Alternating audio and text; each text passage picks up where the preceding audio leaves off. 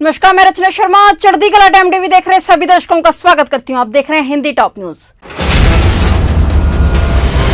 भारत के मनीष नरवाल ने मिश्रित 50 मीटर पिस्टल SH1 निशानेबाजी में गोल्ड मेडल जीतकर इतिहास रच दिया है। वहीं 39 वर्षीय सिंहराज सिंह अदाना को रजत पदक मिला है। इसके साथ ही टोक्यो ओलंपिक में भारत की पदकों की संख्या 15 हो गई है। भारत ने अब तक 3 गोल्ड, 7 सिल्वर और 5 ब्रॉन्ज मेडल जीते हैं। भारत के 19 साल के नरवाल ने पैरालंपिक का रिकॉर्ड बनाते हुए 218.2 स्कोर किया। वहीं अडाना ने 216.7 अंक बनाकर रजत पदक अपने नाम किया है। दोनों निशानेबाज हरियाणा के फरीदाबाद के रहने वाले हैं। इसके साथ ही टोक्यो ओलंपिक में भारत की पदकों की संख्या अब 15 हो गई है। भारत ने अब तक 3 गोल्ड, 7 सिल्वर और 5 ब्रॉन्ज मेडल अपने नाम कर लिए हैं।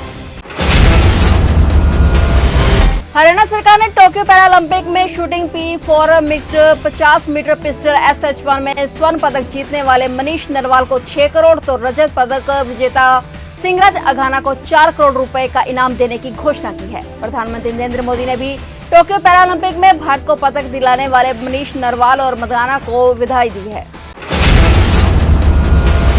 प्रधानमंत्री नरेंद्र मोदी सितंबर के आखिरी हफ्ते में अमेरिका के दौरे पर जा सकते हैं। इस दौरान वो वाशिंगटन DC और न्यूयॉर्क की यात्रा करेंगे। इस साल की शुरुआत में राष्ट्रपति जो बाइडेन के पदभार संभालने के बाद से ये PM मोदी का पहला अमेरिकी दौरा होगा। फिलहाल PM मोदी के कार्यक्रम को अंतिम रूप दिया जा रहा है। अगर सब कुछ ठीक रहा तो फिर 22 से 27 सितंबर के बीच अमेरिका के दौरे पर रहेंगे।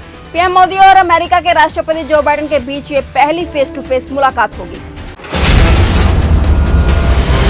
हरियाणा के उप मुख्यमंत्री दुष्यंत चौटाला ने कहा है कि चालू वित्त वर्ष के अंत तक राज्य में कुल 500 डिपुओं फेयर प्राइस शॉप को ग्राहक सेवा केंद्र में बदला जाएगा। इसके अलावा उनको बैंकिंग सेक्टर से जोड़ा जाएगा। उन्होंने बताया कि अब तक यह योजना पायलट के तौर पर प्रदेश के 2 जिलों करनाल और सिरसा में शुरू की गई थी।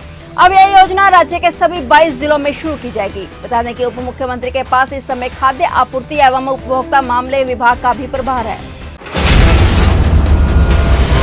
और अब बात करते हैं पंजाब से जुड़ी राजनीति की, जहां अकाली दल के प्रधान सुखबीर सिंह बादल के बयान पर किसान जथेबंदियों में रोष देखने को मिला। किसान संगठनों का कहना है कि यदि किसानों ने अकाली दल के खिलाफ विरोध की कॉल दर्ज करवा दी तो अकाली दल को ये बहुत महंगी पड़ेगी। हालांकि सुखबीर सिंह बादल ने अपने बयान पर स्पष्टीकरण देते हुए कहा है कि उन्होंने ये शब्द किसानों के लिए नहीं बल्कि कांग्रेस और आम आदमी पार्टी के लिए कहे थे।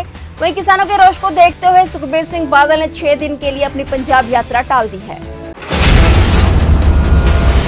कल किसान नेताओं ने यूपी के मुजफ्फरनगर में महापंचायत बुलाई है। किसानों की महापंचायत को इनेलो ने भी समर्थन दिया है। इसी को लेकर इनेलो ने 5 सितंबर के सभी कार्यक्रम रद्द कर दिए हैं। भारतीय किसान यूनियन के महासचिव धर्मेंद्र मलिक के मुताबिक मुजफ्फरनगर की महापंचायत इतिहास की अब तक की सबसे बड़ी किसान महापंचायत होगी। यहाँ पंचायत कृषि कानूनों के विरोध में चल रहे आंदोलन व संयुक्त किसान मोर्चा के मिशन यूपी की दिशा तय करेगी। और उन्होंने कहा है कि सरकार ने अगर कृषि कानूनों को रद्द नहीं किया, वह MSP पर गारंटी का कानून नहीं बनाया तो मोर्चा यूपी समेत अन्य राज्यों में भी महापंचायत के माध्यम से आंदोलन तेज करेगा।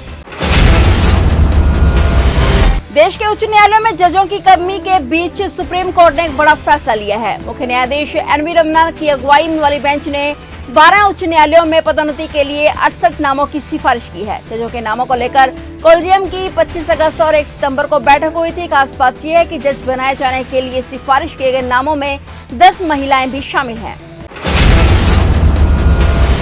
उत्तर प्रदेश में आगरा के पास फिरोजाबाद में बुखार पीड़ित मरीजों की मौत का आंकड़ा 50 के पार जाने पर हंगामा खड़ा हो चुका है। इनमें 40 से ज्यादा बच्चों की मौत हुई है और हालात बेकाबू दिखने के चलते केंद्र सरकार ने राष्ट्रीय रोग नियंत्रण केंद्र और national vector borne disease control programme से जुड़े विशेषज्ञों की एक टीम को फिरोजाबाद भिजवाया है ताकि बीमारी पर काबू पाया जा सके। वहीं यूपी के मुख्यमंत्री योगी आदित्यनाथ ने साफ तौर पर स्वास्थ्य अधिकारियों को निर्देश दिए हैं कि कोविड-19 के लिए अस्पतालों में जो बेड रिजर्व किए गए हैं वो वायरल बुखार से पीड़ित मरीजों के लिए उनका इस्तेमाल किया जाए।